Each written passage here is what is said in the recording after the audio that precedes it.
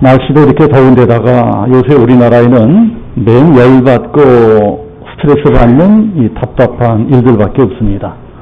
그래서 오늘은 이제 좀 통쾌하고 시원한 말씀을 전해드리려고 합니다. 오늘 우리가 읽은 성경은 다윗이 골리앗을 그냥 한 방에 그냥 쓰러뜨리는 유명한 이야기입니다. 이 성경에 나오는 이야기 중에 이제 오늘 이야기보다 더 통쾌하고 시원한 이야기는 없을 것입니다. 오늘 말씀은 교회 안 나오는 사람들까지도 다 좋아하는, 다 알고 있는 너무나 유명한 이 이야기입니다. 이 다윗은 도저히 이길 수 없는 전쟁에서 이겼습니다. 그것도 단 한 방에 깨끗하게 해버렸습니다. 어떤 전쟁이든 전쟁은 무조건 이겨야 됩니다. 지면 비참해지는 겁니다. 지면 다 노예가 됩니다. 그 군대와 군대가 싸우는 것만이 전쟁이 아닙니다. 경제 전쟁도 전쟁인 것입니다. 요새는 특히 경제 전쟁의 시대입니다. 전 세계가 경제 전쟁을 하고 있습니다. 군대와 군대가 싸우는 전쟁도 무섭지만은 경제 전쟁도 아주 무섭습니다. 경제 전쟁에 저도 비참해집니다. 경제 전쟁에 저도 노예처럼 살게 됩니다. 우리나라에서 IMF 때 어떤 일들이 일어나는지 다들 기억들 하고 계실 것입니다. 온 국민들이 노예처럼 비참하게 살아섰습니다. 오늘 말씀도 전쟁 이야기인데 이제 사실은 이것도 경제 때문에 일어난 전쟁이라고 할 수 있습니다. 이 세상 거의 모든 전쟁의 배후에는 경제 문제가 있었습니다. 1차 세계대전도 2차 세계대전도 그 배후에는 사실은 경제 문제가 있었습니다. 베트남 전쟁도 또 이라크 전쟁도 그 배후에 사실은 경제 문제가 있었습니다. 지금 미국하고 중국이 치열하게 경제 전쟁을 벌이고 있는데 이런 전쟁이 잘못되면은 진짜 전쟁이 되는 수가 있습니다. 그래서 경제 전쟁도 무서운 것입니다. 자, 오늘 성경 17장 1절을 보면 블레셋 군대가 쳐들어오는 것으로부터 전쟁이 시작됩니다. 그러면 블레셋 군대가 왜 쳐들어왔을까요? 그 배후에도 경제 문제가 있다는 것입니다. 이스라엘과 블레셋 간의 전쟁도 사실은 경제 문제가 주 원인이었습니다. 그걸 어떻게 할 수 있느냐? 지금 두 나라가 전쟁하는 장소가 어딘지를 보면 알 수 있습니다. 자, 오늘 성경 17장 그 앞부분을 보면은 지금 이 1장 앞부분을 보면 두 나라 군대가 싸우는 것이 엘라 골짜기란 곳입니다. 왜 하필 엘라 골짜기고 이 전쟁이 경제 전쟁이냐? 그걸 알려면 먼저 엘라 골짜기라고 하는 데가 어떤 데인가를 알아야 될 것입니다. 이스라엘은 우리나라하고 골짜기 개념이 다릅니다. 우리나라에서는 골짜기 하면은요, 이 산과 산 사이에 이 좁은 계곡을 뜻합니다. 다른 나라도 되게 마찬가지입니다. 그러나 이스라엘은 그렇지 않습니다. 이스라엘에서 말하는 골짜기는 산과 산 사이를 뜻합니다. 산과 산 사이는 다 골짜기입니다. 그러니까 산과 산 사이의 거리가 얼마나 떨어져 있든 이스라엘에서는 그게 다 골짜기로 통합니다. 그런데 엘라 골짜기라고 하는 데는 산과 산 사이에 광활한 벌판이 있습니다. 그게 다 농경지입니다. 비옥한 농지입니다. 거기서 농사를 지으면 무수한 곡식을 거둘 수가 있습니다. 당시는 농경문화 시대였기 때문에 엘라 골짜기같이 광활한 비옥한 농지를 얻는다고 하는 것은 경제적으로 너무너무 중요한 일이었습니다. 그래서 그 땅을 서로 차지하겠다고 블레셋과 이스라엘이 치열하게 싸웁니다. 전쟁을 합니다. 그 땅을 빼앗기면은 경제적으로 엄청난 손해를 보게 되는 것입니다. 구약 성경을 보면 이스라엘과 블레셋이 대를 이어가면서 죽기 살기로 싸웁니다. 그 싸우는 이유가 다른 데 있는 것이 아니고 경제 문제에 있었습니다. 지금 미국과 중국이 치열하게 경제 전쟁을 하고 있고 미국, 중국뿐 아니고 전 세계가 치열하게 경제 전쟁을 하고 있습니다. 우리나라도 마찬가지입니다. 우리나라도 지금 살아남기 위해서 그야말로 치열하게 싸우고 있습니다. 밥그릇 빼앗기지 않겠다고 기업들도 피눈물나게 싸우고 있습니다. 이 전쟁에서 지면 비참해지는 겁니다. 다들 노예처럼 살게 됩니다. 나라나 기업뿐만이 아니고 우리 한 사람 한 사람도 사실은 인생을 산다는 것이 먹고 살기에 싸우는 것입니다. 먹고 살기에 싸우는 거예요. 태어나서부터 죽을 때까지 사실 인생은요, 먹고 살기 위해서 싸웁니다. 먹고 살기에다가 치열하게 싸웁니다. 먹고 사는 전쟁보다 무서운 전쟁이 없습니다. 그런데 이 전쟁이 절대로 만만하지 않은 것이 도처에 골리앗 같은 적들이 있기 때문에 그래요. 도처에 골리앗이 있습니다. 우리도 인생 살다 보면 도처에 그런 적들을 만나게 됩니다. 골리앗 같은 적들. 그럼 성경이 말씀하는 골리앗이란 어떤 적이냐? 자, 오늘 말씀 4절에 이제 골리앗이 나오는데요. 골리앗은 먼저 어마어마한 거인입니다. 키가 거의 2m 80에서 3m 정도 되는 그런 거인이었다 그래요. 뭐 거의 천하무적의 장사입니다. 그런 거인이 머리에는 동으로 만든 투구를 쓰고 온몸에는 철로 만든 갑옷을 입고 배틀치만한 장창에다가 새로 만든 방패를 들고 서 있습니다. 그러니 감히 골리앗하고 싸우겠다는 군사가 아무도 없는 것입니다. 전부 다 벌벌 떨고 있습니다.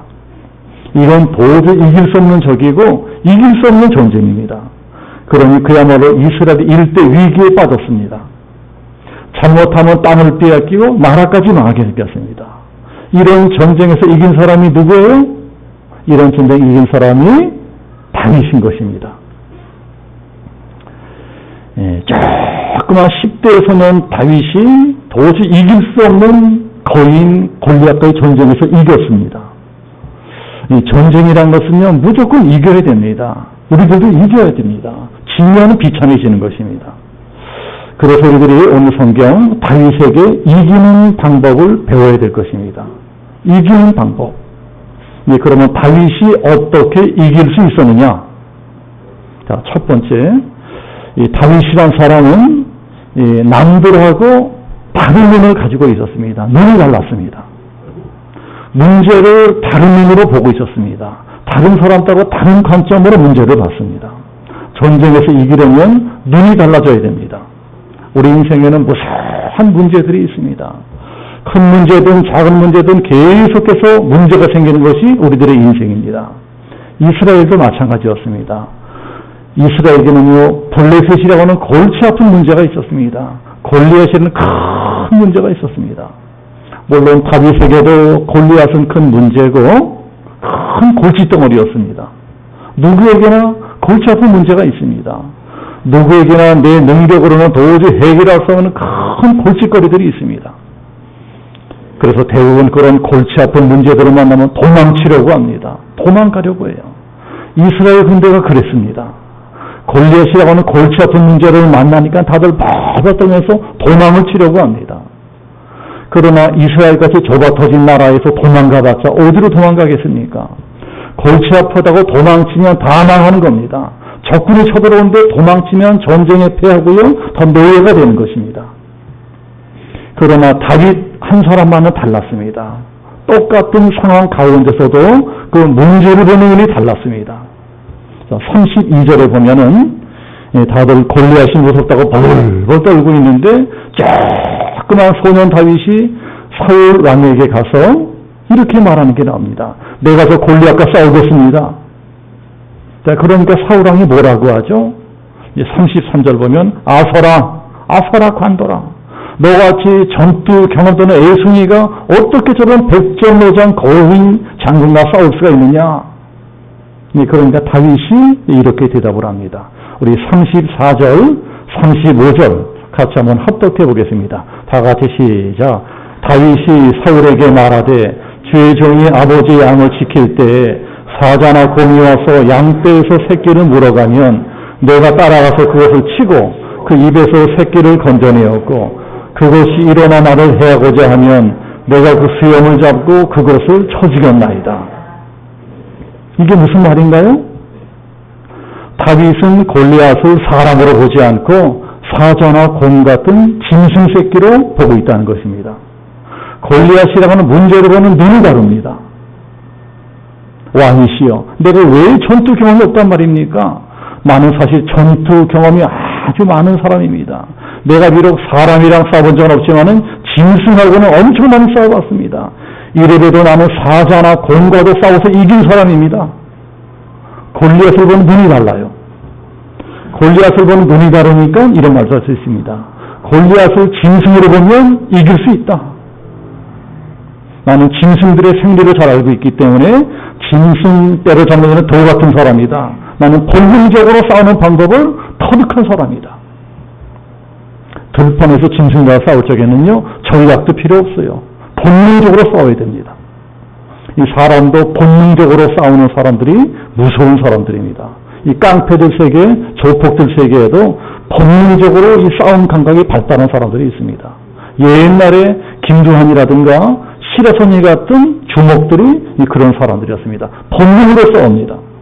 본능적으로 싸우니까 아무도 당할 수가 없어요. 뭐 태권도 합기도 뭐 판단 구단도요, 그런 주목들 앞에 단번에 깨져버립니다. 사업하는 사람들도 마찬가지입니다. 사업하는 사람 중에도 본능적으로 사업 감각이 발달한 사람들이 있어요. 본능적으로 돈 냄새를 맡습니다. 본능적으로 돈 버는 법을 터득한 사람들이 있습니다. 그게 바로 타고난 장사꾼들입니다. 그런 장사꾼들을 대학교 경영학과 나온 사람들이 절대로 이길 수 없습니다. 대학교에서 배운 경영 이론대로 장사하는 사람들이 그런 꾼들을 어떻게 이기겠어요? 본능적으로 장사하는 장사꾼들은 이게 좀 도움이 되겠구나 싶으면 바로 달라붙어서 한탕 챙기고 바로 떠나버립니다. 그러나 학교에서 경영학 이론대로 배운 사람들, 그 경영학 이론으로 돈 버는 배 사람들은 어리버리 하다가 돈 벌 게 다 놓쳐버리고 뒤늦게 들붙이다가 망하는 것입니다. 그래서 우리나라 경제가 그냥 망하게 생겼습니다. 이런 식으로 하다가는 몇 년 못 가 거덜이 날 것 같습니다. 다윗은 학교에서 이론적으로 공부한 것은 없지만 본능적인 싸움 감각을 가지고 있었습니다. 들판에서 양을 지키느라고 짐승들하고 싸우면서 그런 것들을 터득을 했어요. 그래서 다윗은 이 전쟁을 보는 눈부터 다릅니다. 문제를 보는 관점이 다른 것입니다. 저 블레셋 군대를 그냥 들판을 싸돌아다니는 늑대 새끼들을 보는 것입니다. 저 골리앗이란 놈, 지가 아무리 덩치고도 저런 놈은 내가 옛날에 많이 때려잡았던 커다란 사자나 곰 새끼 한 마리를 보면 된다. 사자나 곰을 보면 된다. 그게 36절입니다. 주의 종이 사자와 곰도 쳤은즉 살아계시는 하나님의 군대를 모욕하니 할례받지 않은 블레셋 사람이리까 그가 그 짐승의 하나와 같이 되리이다. 지까짓게 아무리 뜬치가 그거 시시하더라도 저런 건 그저 짐승 새끼 한 마리를 보면 된다. 그러면 별로 큰 문제도 아니다. 저런 미련한 곰 새끼는 이제껏 잡던 방법대로 때려잡으면 된다. 이게 다윗의 생각이었습니다. 그러나 다른 사람들은 그렇게 하지 못합니다. 골리앗이 무서워서 벌벌 떨고 있습니다. 왜 무서워해요? 골리앗을 너무 크게 보고 있는 것입니다. 골리앗은 위대한 장군이다. 문제를 너무 크게 보고 있습니다. 그래서 싸워보지도 않고 못 이긴다고 생각을 합니다. 그러나 다윗은 어떻게 합니까? 문제를 작게 봅니다. 문제를 작게 봐요. 저건 사람이 아니고 짐승 새끼다. 저까지 밀어놓은 짐승 새끼는 얼마든지 때려잡을 수 있다. 골리앗을 절대로 이길 수 없는 큰 적으로 보면은 점점 문제가 어려워집니다. 그러면 절대로 이길 수 없습니다. 그러나 저까지 놈은 얼마든지 이길 수 있다. 쉽게 생각하면 이기는 것입니다. 우리도 인생 살면서 여러 가지 문제를 만납니다. 경제 문제, 가정 문제, 자녀 문제, 남편 문제, 아내 문제, 직장 문제, 질병 문제, 사업 문제, 우리 인생에는 골리앗 같은 큰 문제들이 많이 있습니다. 그 문제가 너무나 큰 것 같아서 내 힘으로는 도저히 해결할 수 없을 것 같아요. 그게 바로 골리앗 앞에서 벌벌 떨고 있는 이스라엘 사람 같은 것입니다. 그런 사람들은 절대로 문제를 해결할 수 없습니다. 우리 인생 싸움에도 이길 수가 없어요. 골리앗같이 큰 문제를 해결하려면, 그래서 우리 인생 싸움에서 이기려면 다윗 같은 눈을 가져야 됩니다. 문제를 너무 크게 보면 안 됩니다. 내가 보기엔 아무리 큰 문제 같아도 하나님의 눈으로 보면 이건 아무것도 아니다. 내 눈으로 보면 엄청 큰 문제 같아도 다윗처럼 믿음의 눈으로 보면 저거는 그냥 똥찌끈 한 마리 곰새끼다. 미련한 곰새끼다. 내 눈이 바뀌면 이길 수 있는 것입니다. 이것이 다윗이 승리할 수 있었던 첫 번째 비결입니다. 다 같이 저 따라서 큰 소리로 한번 해봅시다. 저 따라서 큰 소리로 내 눈을 바꿉시다. 문제를 작게 봅시다. 자, 두 번째, 다윗은 좋은 것만 기억하고 나쁜 것은 빨리 잊어버렸습니다. 이게 다윗이 전쟁에 이길 수 있었던 두 번째 비결입니다. 다윗은 이제 막 전쟁에 나가려고 하고 있습니다. 그러나 이 전쟁은 누가 봐도 이길 수 없는 전쟁이에요. 체격으로 보나 전투 경력으로 보나 무기로 보나 뭐 하나 골리앗보다 나은 것이 없습니다. 다윗도 그런 거 잘 알고 있어요. 다윗도 바보가 아니에요. 그러나 이왕 싸우러 나가는 사람이 그렇게 좋지 않은 것만 자꾸 생각해봤죠? 뭘 도움이 되겠어요? 뭐가 도움이 되겠어요? 나는 뭣도 없고 그런 것만 자꾸 생각해봤자 나만 손해입니다. 나만 손해예요. 그래서 다윗은 좋지 않은 생각 대신에 좋은 것, 좋은 것만 생각합니다. 다윗은 양을 치는 목동입니다. 그래서 자기 양을 칠 적에 잘했던 것만 생각을 합니다. 사자나 곰하고 싸워서 이겼던 것만 생각합니다. 사자나 곰이 양 새끼를 몰아갔을 적에 그거를 쫓아가서 때려 죽인 그것만 생각합니다. 이길 것만 생각을 해요. 솔직히 아무리 다윗이라고 하더라도 모든 짐승들하고 다 싸워서 이길 수는 없었을 것입니다. 어떻게 모든 싸움에 다 이길 수가 있어요? 어떨 때는 양을 뺏긴 적도 있었을 것이고 도망간 적도 있었을 것입니다. 시편을 잘 보면은 그런 것들이 나옵니다. 그러나 만약 그랬던 적이 있다고 치더라도 지금 싸우러 나가는 마당에 그런 걸 생각하면 뭐가 도움이 됩니까? 뭐가 도움이 돼요? 싸우러 나가는 사람은 옛날에 졌던 생각, 패했던 생각 빨리 잊어버려야 됩니다. 자꾸 그런 것만 생각하면 나만 손해 나만 손해예요. 이게 반목 잡히는 것입니다. 그러니까 싸우러 나갈 적엔 그딴 건 빨리 잊어버리고 내가 잘했던 것, 내가 이겼던 것만 생각해야 됩니다. 내가 나에게 용기를 주고 내가 나에게 경계해 줘야 됩니다. 나는 전에도 이긴 적이 있었으니까 이번에도 이길 수 있어. 그렇게 생각하고 싸워야 되는 것입니다. 다윗이 그렇게 싸우니까 어떻게 되었나요? 진짜 이겨버렸어요. 진짜 이겨버렸습니다. 도저히 이길 수 없는 전쟁에서 진짜 이겨버렸습니다. 근데 오늘 성경 보면은 다윗하고 정반대의 사람이 나오죠?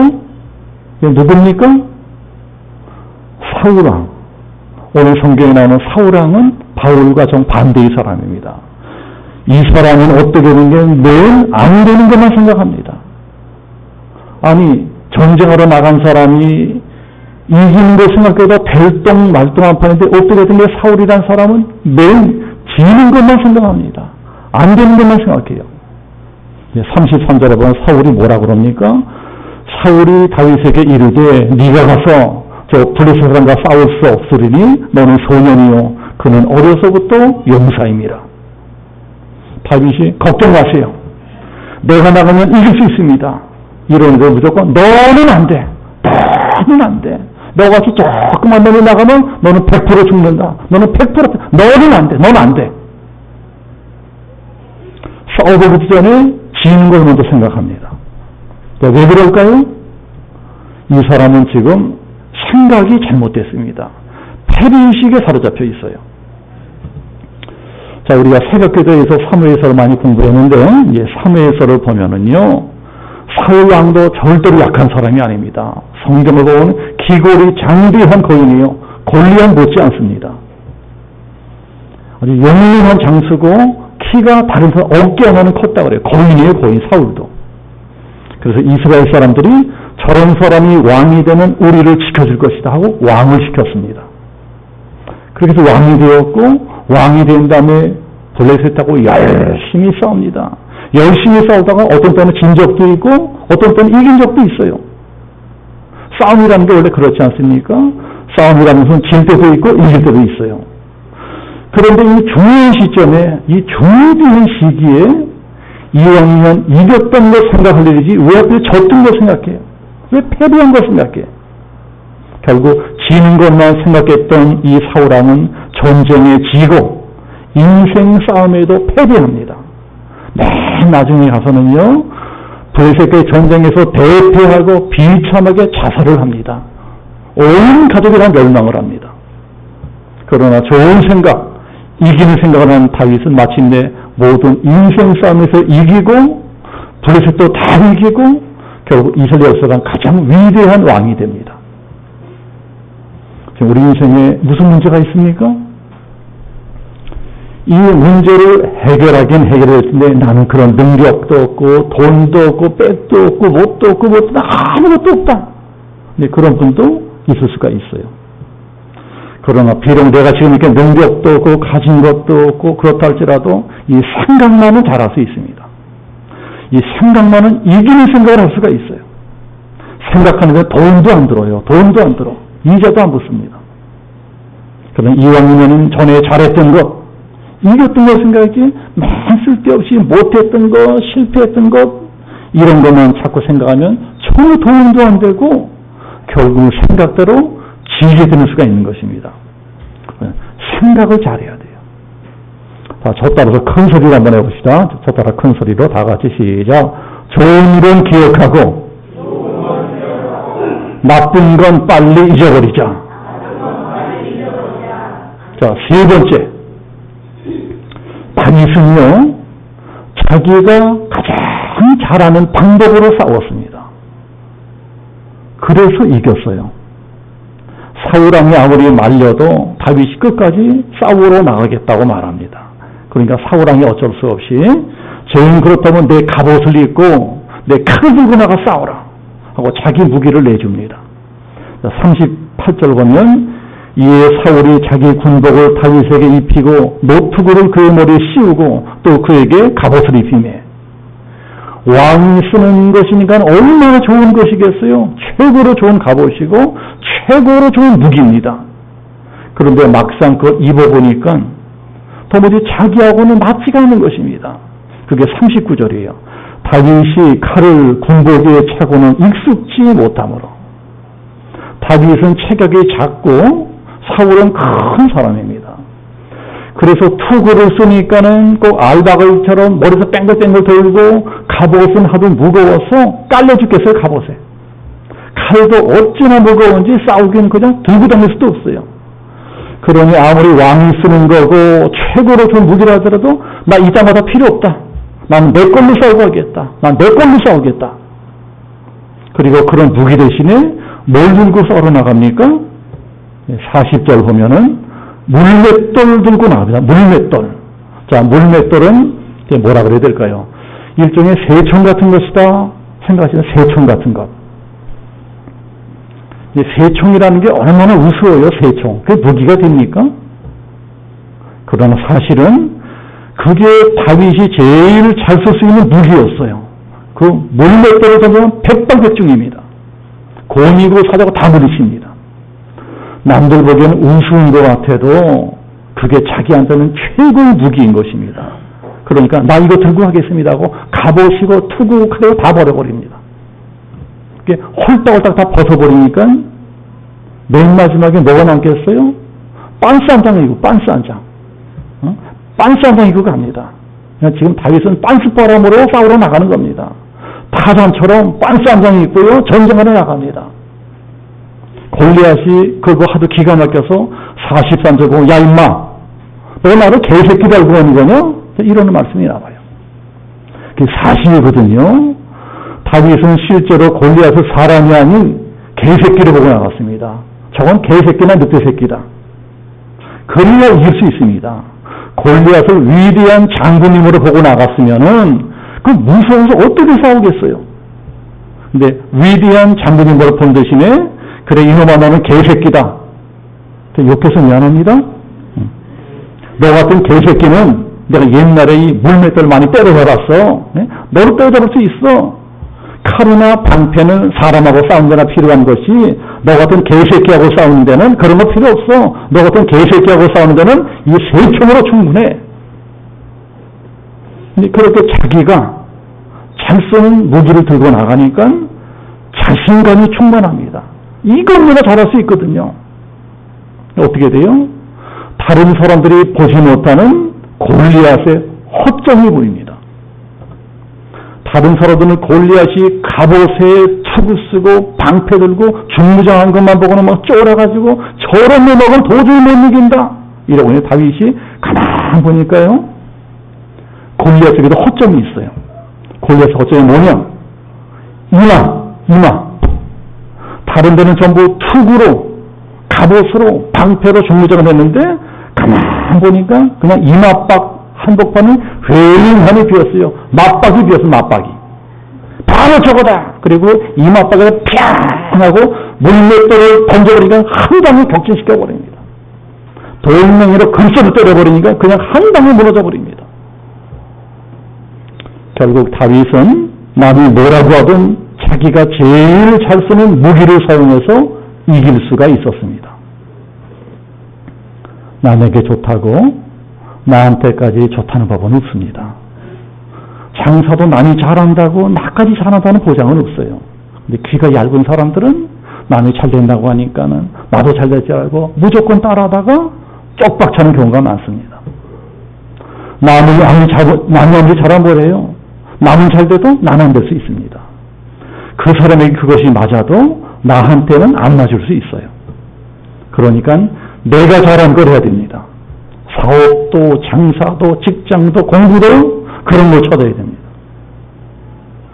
근데 젊은 사람들은 직장이든 사업이든 학교든 뭔가 새로운 것을 선택하려고 할 적에는요, 그런 걸 잘 생각하셔야 돼요. 내가 뭘 잘하나? 내가 뭘 좋아하나? 내가 어떤 게 익숙한가? 내가 뭘로 인정받고 있나? 내가 뭘로 칭찬받고 있나? 그걸 생각해야 돼요. 부모님들도 아이들에게 이런 걸 잘 보셔야 됩니다. 요새 뭐 좋은 직업이라고 무조건 너 공무원해라, 너 학교 선생해라, 그러면 안 된다는 것입니다. 요새는 공무원이나 학교 선생이 제일 좋은 직업이, 안정된 직업을 전부 다 공무원하게 돼요. 말단 공무원, 그것 보면 수백 대 1 경쟁, 나라가 망가고 있습니다. 석사, 박사 가진 사람들이 그거를 하겠다고요? 그 말단 공무원 3주 4수 하면서 큰 난리들이. 그러다가는 혹시 그게 된다고 치더라도 언젠가는 후회합니다. 그게 너무 나하고 맞지 않는 거예요. 너무 재미가 없는 것입니다. 사는 게 재미가 없어. 하기 싫은 거 억지로 똑같은 일 맨날. 지겨워 죽겠어. 실패한 인생이 되는 것입니다. 부모님들뿐만이 아니고 부인들도 남편에게 그런 거 찾아주셔야 됩니다. 무조건 돈 벌어라고 바가지 많고 그러지 말고, 내 남편이 진짜 잘할 수 있는 것이 무엇일까? 내 남편이 진짜 좋아하는 것이 무엇일까? 내 남편이 뭘 위해 행복하게 살아갈 수 있을까? 그런 걸 찾아내서 그런 걸 권해주고 그런 인생을 살 수 있는 만들어줘야 되는 것입니다. 그런 부인이 진짜 좋은 부인이에요. 그 남편의 인생도 행복해지고 내 인생도 행복해지는 것입니다. 만약에 그러니까 무조건 돈 벌어라고 바가지 막 긁고 그럼 남편도 불행해지고 나도 불행해지는 것입니다. 제가 지난주에 이런 신문기사를 본 적이 있어요. 신문기사 제목이 왜 시니어들은 자기가 잘하는 걸 하지 않고 치킨집이나 하고 피자 가게나 할까? 시니어들, 나이 많은, 경험 많은 분들. 요새는 직장에서 은퇴한 사람들이 치킨집이나 피자 가게를 차리는 경우가 많습니다. 제일 쉬운 일 같고 그것만 차리면 그냥 밥을 먹고 살 수 있을 것 같아요. 그러면서 치킨집이나 피자 가게가 되겠습니까? 되겠어요? 차고 넘치는 게 치킨집, 피자 가게입니다.